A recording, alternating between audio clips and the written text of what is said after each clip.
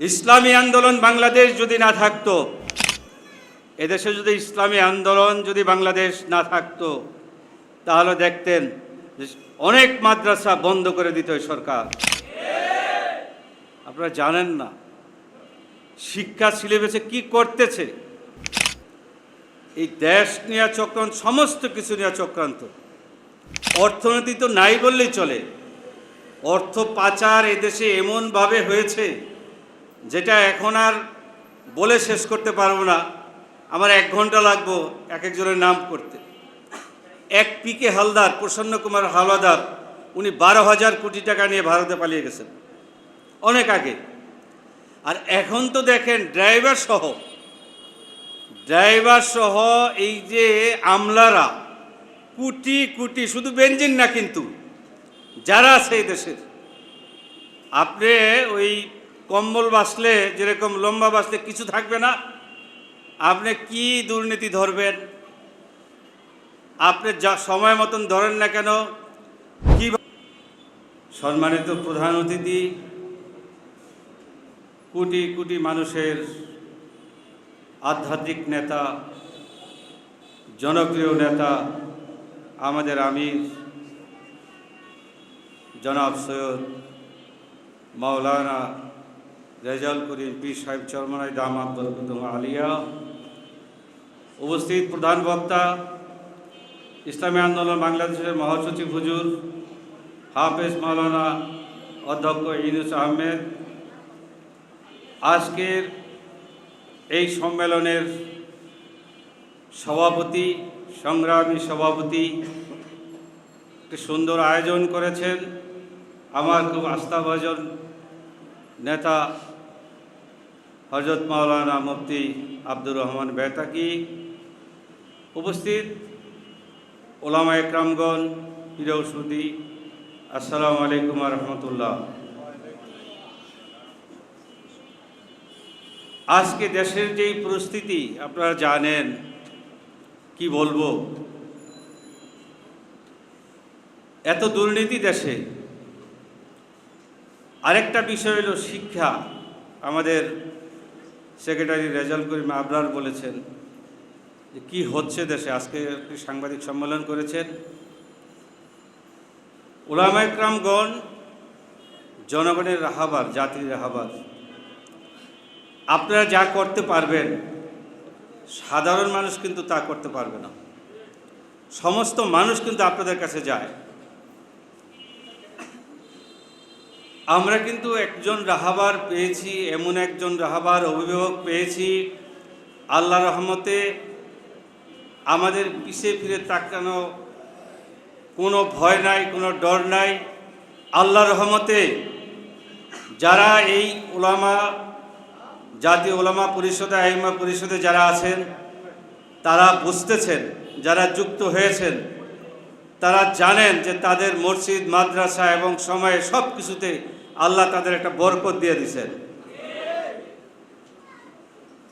তাই আমি বলতে চাই যে কামরাঙ্গীরচর থানা, এখানে প্রায় 250-র বেশি মাদ্রাসা আছে এবং 150-র কাছাকাছি মসজিদ আছে।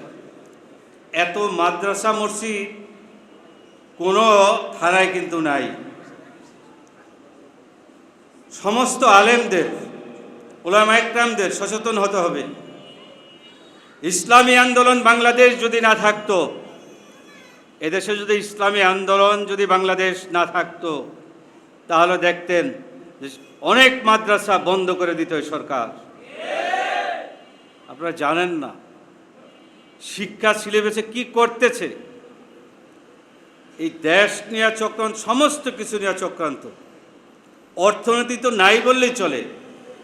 অর্থ পাচার এদেশে এমনভাবে হয়েছে যেটা এখন আর বলে শেষ করতে পারবো না। আমার 1 ঘন্টা লাগবো এক একজনের নাম করতে। এক পিকে হালদার, প্রসন্ন কুমার হাওলাদার, উনি 12,000 কোটি টাকা নিয়ে ভারতে পালিয়ে গেছেন অনেক আগে। আর এখন তো দেখেন ড্রাইভার সহ এই যে আমলারা কোটি কোটি, শুধু বেনজিন না কিন্তু যারা আছে এই দেশের, আপনি ওই কম্বল বাসলে যেরকম লম্বা বাসলে কিছু থাকবে না, আপনি কি দুর্নীতি ধরবেন? আপনি যা সময় মতন ধরেন না কেন, কিভাবে এই দুর্নীতি হলো? কিছুদিন আগে একটা পত্রিকায় হেডলাইনে লেখছে যে বাংলাদেশ ব্যাংকের চাঁদাবাজি। কি লেখছে জানেন? বাংলাদেশ ব্যাংক 61টা ব্যাংকের কাছে টাকা চাইছে, 10 লাখ করে আর 4 লাখ করে। আপনাকে কেন টাকা দিবে বাংলাদেশ ব্যাংক? আপনি তো 500 কোটি টাকা দিয়া ব্যাংক করছে এক একজনে, আপনি কেন আবার 10 লাখ করে টাকা ধরছেন? এই অবস্থা আপনারা জানেন না ঘটনা, দেশের কিছু নাই। তাই আমি বলি, আজকে দিন প্রতিষ্ঠা কিন্তু আমাদের জন্য ফরজ। উলামা একরাম যারা আছেন তাদের বিশেষভাবে অনুরোধ করতেছি, যদি আল্লাহ রহমতে এই দলকে সহযোগিতা করেন, আপনি যদি অন্তর্ভুক্ত হন, সবাইকে দাওয়াত দিতে হবে। এই যে 250 বেশির মাদ্রাসা আছে, সবাই যেন এই পরিষদে যোগদান করেন। আমার সামনে যারা আসবে, আজকে কমিটি গঠন করা হবে, যারা এখন আছেন তারা দাওয়াত দিবেন এবং ওলামা একরাম পারবে ইনশাআল্লাহ। জেগেছে কিন্তু সারা বাংলাদেশের ওলামা একরাম কিন্তু জেগেছে ইনশাআল্লাহ, বসে নাই কিন্তু কেউ। আজকে আমাদের সম্মেলনে আপনারা জানেন যে শিক্ষা নিয়ে যে কী চক্রান্ত চলছে দেশে। তাই আমরা একজন অভিভাবক এরকম পেয়েছি আল্লাহ রহমতে, ইনশাআল্লাহ কোনো ভয় নাই, কোনো ভয় নাই। আপনি দাঁড়িয়ে কি হবে না হবে সেটা বুঝি না, কিন্তু আমি আল্লাহর দিন প্রতিষ্ঠার জন্য কাজ করে যাব ইনশাআল্লাহ। একটু মেহনত যদি করেন, একটু কষ্ট যদি করেন, আল্লাহ রহমতে আর বেশি দেরি নেই। আপনারা জানেন আমার ইসলামী আন্দোলন বাংলাদেশের যে কি জনপ্রিয়তা, মানুষ এখন কোনো দুর্নীতি দেখতে চায় না, কোনো দুর্নীতিবাজদের দেখতে চায় না। এটা ফেয়ার নির্বাচন যদি দিয়ে দেখেন আল্লাহ রহমতে কারা পাশ করে, কারা কয় নম্বরে, 3 নম্বরের না 2 নম্বরের না, আমরা ইনশাল্লাহ 1 নম্বরে থাকবো, আলোড়ন সৃষ্টি হয়ে যাবে। এই দুর্নীতিবাজদের মানুষ অনেক কষ্টের মধ্যে আছে, মানুষ বলতে পারে না, বুক ফেটে যায় মানুষের। তাই প্রিয় হাজিরিন, আমি বলতে চাই, আজকে যারা আছেন উলামা একরাম যারা আছেন, আপনারা জাতির রাহবার, আপনারা যদি একটু মেহনত করেন, চিন্তা করেন, দোয়া করেন, ইনশাআল্লাহ এদেশে ইসলামী হুকুমত কায়েম হবে ইনশাআল্লাহ, আর বেশি দেরি নেই।